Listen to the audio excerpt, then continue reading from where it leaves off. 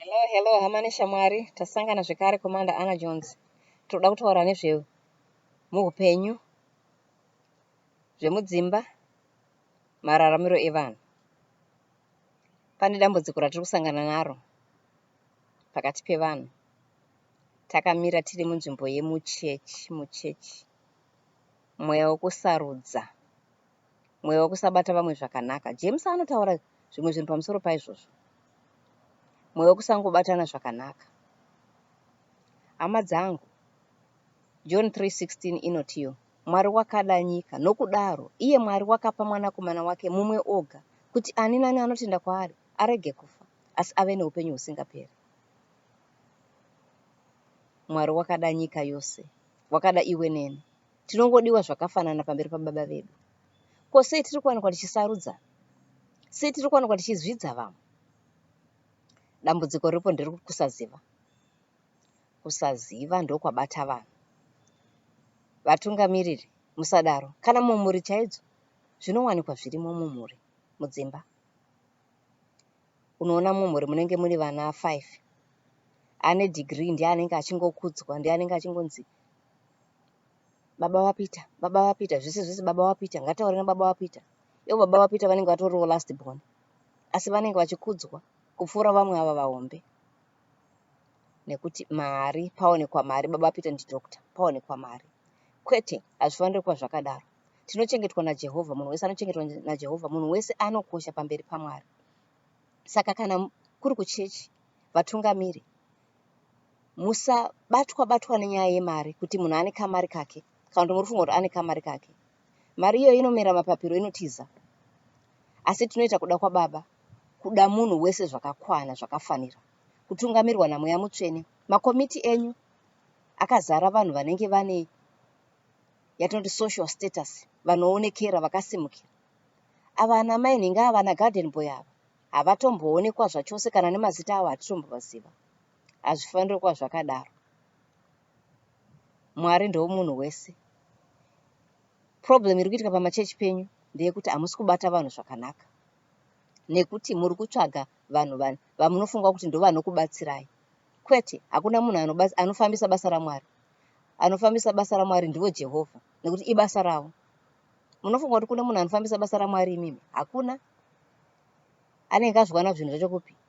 Jehovha vanofambisa basa ravo ivo pachavo.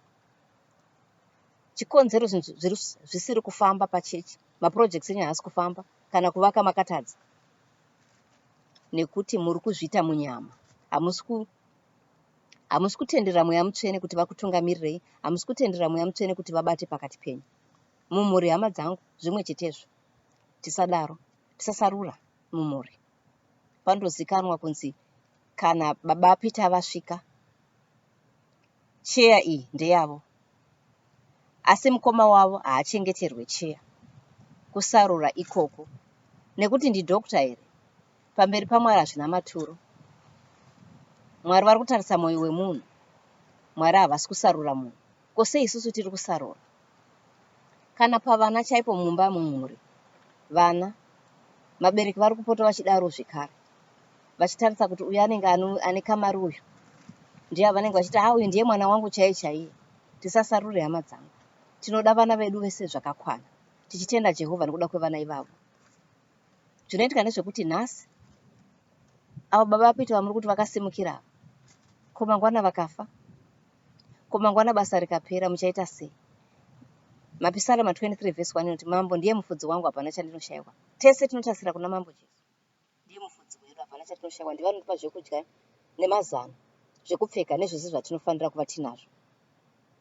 Chivi chekusarura ichi chapinda muchechi. Chivi chekusarura ichi chapinda mumhuri. Chivi chekusarura chapinda munyika. Kana pamabasa ndizvozvo. Vanhu vanotarisa, munhu akangoti ndine famu yangu, munhu akangoti ndakabva kuAmerica, munenge maakutofunga kuti abva kudenga here. America yenyika, kune vanhu vasina dzimba, vanhu vari homeless, kune vanhu vanotambura, uye vanhu vanongofa kunoku. Kune vanhu vari kutoenda kugehena asi vachigara muno muAmerica. America handi Mwari. America handi denga. Hama dzangu, ngatidzidzei nzira dzeshoko. Nzira yeshoko inoti tidane semadirwo atakaitwa namambo Jesu. ndonzira yeshoko. Nzira yeshoko inoti musasarura. Nzira yeshoko inoti ipa, ngatipei. Uri kuda kubudirira here? Dyara seed. Uri kuda here kuti zvinhu zvako zvifambe? Bisa chegumi. Kana wadyara seed kudaro, unofanira kudyara uchiteedzera nzira dzeshoko. Tichazoita part 2 tichikuratidzai kuti tinodyara maseed sei, uye kuti tinobisa tithe sei. Tichazoita imwe audio yatichanyatsotsanangura izvozvo. Hama dzangu, ngatidananei, ngatidei vanhu, kwete hama dzedu chete. Ngatidei munhu akasikwa naMwari nemufananidzo. Ngatibatsiranei.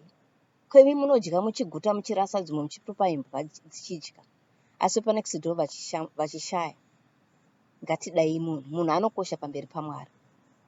Kubatsira kwamunoita ikoko ndo maropafadzo enyu. Muri kunamata, ko Mwari imi hamusi kundinzwawo here? Ko Mwari imi hamusi kundinzwawo here? Vari kukunzwai, asi vari kutaura kuti batsirawo avo vari panext door ava.